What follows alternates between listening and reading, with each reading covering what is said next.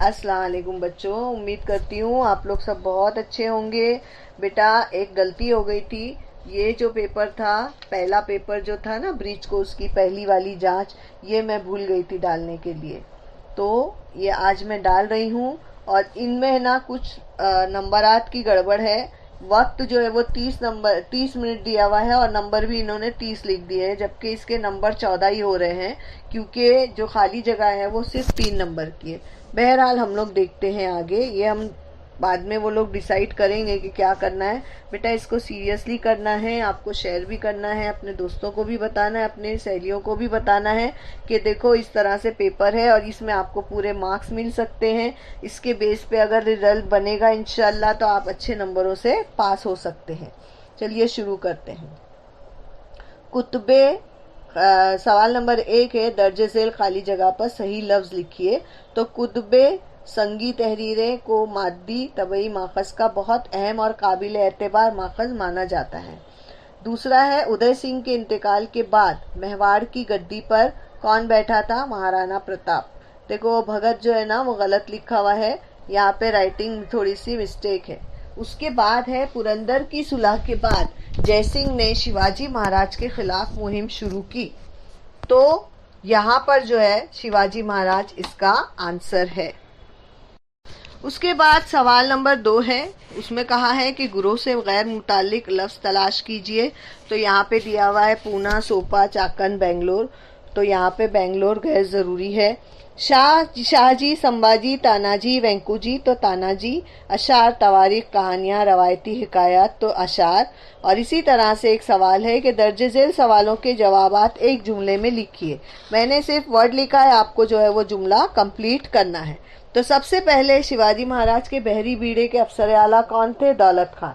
पुरंदर का सुलहनामा किन लोगों के दरमियान हुआ? मिर्जा राजे जयसिंह और शिवाजी महाराज।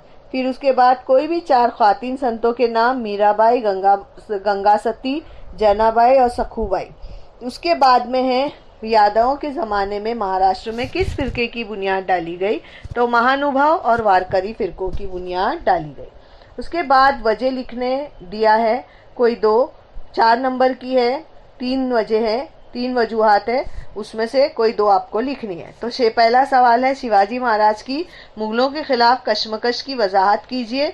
तो मुगलों के अहमदनगर और जुन्नर के इलाकों पर हमले किए गए, मुगलों के कब्जे के कई किलों को फतेह किया गया, सूरत पर दूसरी मर्तबा हमला किया और मोरोपंत पिंगले ने नासिक के करीब त्रिम्बकगढ़ को फतेह किया और मुगल फौजों ने स्वराज के इलाकों को बड़ा नुकसान पहुंचाया।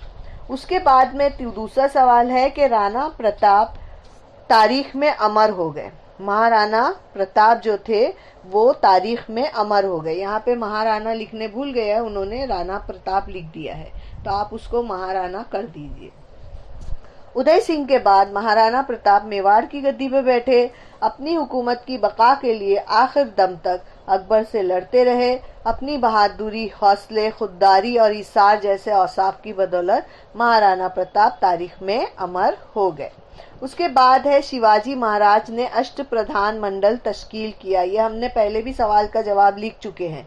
तो शिवाजी महाराज ने स्वराज कायम किया, वसी इलाका हासिल किया। इतने वसी इलाके का कामकाज आसानी से चलाना जरूरी था, तो अवाम की फलाह और बहबूद भी जरूरी थी। इस वजह से शिवाजी महाराज ने अष्ट प्रधान मंडल जो है वो तश्कील किया।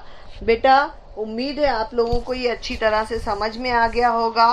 मेरी एक रिक्वेस्ट है आप लोगों से, बेटा मैं ये ऐसे ही अल्लाह की राह में ये काम कर रही हूँ। आप लोगों से दुआ है, ये इल्तिजा है मेरी कि मुझे अपनी दुआओं में ख़ास याद रखिए। इंशाल्लाह अगली बार जो भी मैं वीडियो बनाऊंगी तो मैं इंशाल्लाह, अगर आपने सब्सक्राइब किया हुआ होगा तो आपको इंशाल्लाह सबसे पहले मिल जाएगी। और कभी अगर आपको ऐसे लगता है ना कि हमको इसकी भी चाहिए या उसकी भी चाहिए, तो आप मुझे पूछ सकते हैं। कोई भी वीडियो आपको अगर चाहिए होगी तो मैं आप लोगों के लिए इंशाल्लाह बनाने की पूरी कोशिश करूँगी। मिलते हैं इंशाल्लाह।